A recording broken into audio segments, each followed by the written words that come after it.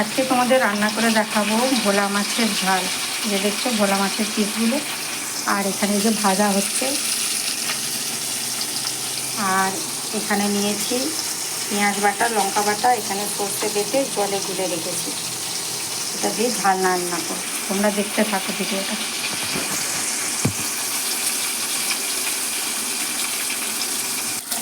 বাকি মাছগুলো ভেজে নিচ্ছি। মাছগুলো ভাজা হয়ে গেছে, এবার তেলে দিয়ে দেবো কালো জিরে,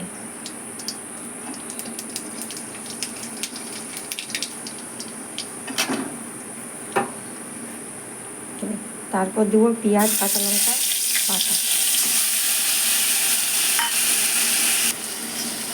পেঁয়াজটা আর লঙ্কাটা ভেজে নেব ভালো করে। দিয়ে দেবো হলুদ, দিয়ে দেবো নুন, ভালো করে মশলাটা কষে নেব।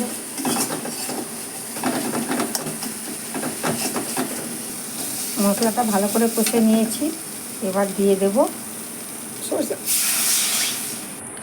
সর্ষে বাটা, জলটা দিয়ে দিয়েছি। এবার ঝোলটা ফুটে উঠলে মাছগুলো দিয়ে দেব। দেখছো বন্ধুরা, সর্ষেটাকে ছেঁকে নিয়েছি, তারপরে তার খোসা দেবো, কত বেরিয়েছে। এগুলো খেলে কিন্তু পেটের অসুখ হয়, পেট ব্যথা করবে, গ্যাস হবে, ওই জন্য সর্ষে বাটার পর ছেঁকে নেওয়া দরকার। দেখছো বন্ধুরা, ঝোলটা ফুটে গেছে, এবার মাছগুলো দিয়ে দেবো।